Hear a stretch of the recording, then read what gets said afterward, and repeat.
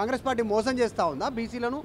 ఎందుకు బీసీ సంఘాలు ప్రతిపక్షాలు ఆరోపణ చేస్తున్నాయి? అసలు ఏం జరుగుతోంది? ఎంత మేర రిజర్వేషన్ ఇస్తోంది కాంగ్రెస్? దాదాపు కాంగ్రెస్ పార్టీ 42% రిజర్వేషన్లు స్థానిక సంస్థలో ఇవ్వాలని అనేక విధాలుగా ప్రయత్నం చేసినాం. ప్రతి న్యాయస్థానాల్లో ప్రతి అవకాశాన్ని మేము ఉపయోగించుకున్నాం. కానీ ఇవాళ బీజేపీ కేంద్ర ప్రభుత్వం ఆడినటువంటి డ్రామాలో ఇవాళ బీసీల గొంతు కోసింది బీజేపీ అనేది తేటతెల్లమైపోయింది. కాబట్టి మేము 42% చట్టబద్ధంగా ఇవ్వలేము కాబట్టే ఈరోజు పార్టీ పరంగా 42% రిజర్వేషన్లు ఇవ్వాలని ఆలోచన చేసినాం. ఇవాళ బీసీల గురించి కేటీఆర్ మాట్లాడితే చాలా సిగ్గు అనిపిస్తూ ఉంది. 10 ఏళ్లలో గాడిద పనులు దోవి బీసీలకు నిధులు ఇవ్వకుండా నియామకాలు చేయకుండా అనేక విధాల గోసపెట్టినటువంటి ఇవాళ బీఆర్ఎస్ పాలనలో ఇవాళ కేటీఆర్ ఇవాళ బీసీల గురించి మొసలి కన్నీరు గార్చడం చాలా దుర్మార్గం ఉంది.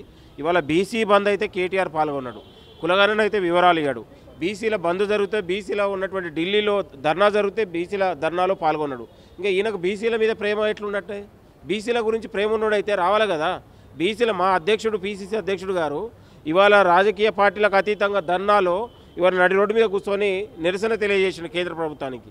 ఇవాళ నిజంగా మరి కేటీఆర్ కూడా బీసీల మీద ప్రేమ ఉంటే రావాలి కదా, ధర్నాకు బంద్లో పాల్గొనాలి కదా. వాళ్ళు అదే చెప్తా ఉన్నారు, ధర్నాలు చేసుడు కాదు. ఇప్పుడు మీకు మాత్రం ఏడ ప్రేమ ఉంది? కామారెడ్డి డిక్లరేషన్ అన్నారు, 20% బడ్జెట్ బీసీలకు అన్నారు, తర్వాత ఇంకా సప్లాన్ అన్నారు. అన్ని అంశాలు బీసీ డిక్లరేషన్ అమలు చేయలేకపోతారు. సర్పంచ్ ఎన్నికలు నిర్వహించుకుంటా బీసీలు ఉన్న దగ్గర ఎస్టీ లేని దగ్గర ఒక్కరు కూడా లేని వాళ్ళ కుటుంబాలకు రిజర్వేషన్ కేటాయించారు.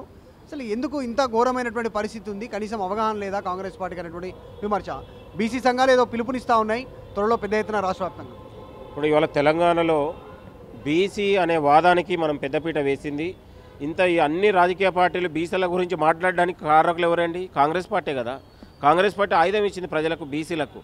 కాబట్టి బీసీల మీద మాకు విశ్వాసం ఉంది. బీసీలకు రాజకీయంగా అవకాశంతో పాటు రేపు ఉన్నటువంటి స్థానిక సంస్థల విషయాలు పార్టీ పరంగా కావచ్చు, రాబోయే ప్రతి అవకాశంలో బీసీలకు పెద్దపీట ఉంటుంది. నిన్నగాక మొన్న డీసీసీ నియామకాల్లో కూడా 14 మందికి బీసీలకు పెద్దపీట వేసినాం. ఒక జూబ్లీస్ టికెట్ ఇవ్వగలిగినాం, ఒక రాజ్యసభ ఇవ్వగలిగినాం, మంత్రులను చేయగలిగినాం, 3 మంత్రులను చేయగలిగినాం, ఇంకా ఒక పీసీసీ అధ్యక్షుని చేయగలిగినాం. ఇంకా ఉన్నటువంటి రానున్న అవకాశాల్లో బీసీలకు మేము 100కు 100% పెద్దపీట వేస్తాం.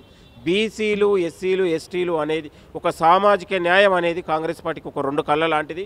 ఇది గాంధీ భవన్ను కూడా ఇవాళ బీసీల భవన్ను చేసి ప్రజల హక్కులు, ఆకాంక్షలను కూడా ఈ ప్రభుత్వం పార్టీ కూడా గౌరవిస్తూ ఉంది.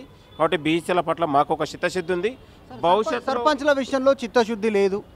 ఇప్పుడు 17.8% రిజర్వేషన్ ఇచ్చింది అనేటువంటిది విమర్శలు వస్తాయని డైరెక్ట్గా బీసీ సంఘానికి సంబంధించినటువంటి నాయకులు, బీసీ నాయకుడుగా ఆర్ కృష్ణ ఇదే స్టేట్మెంటు. కాంగ్రెస్ పార్టీ దీనికి క్షమాపణ చెప్పాలి,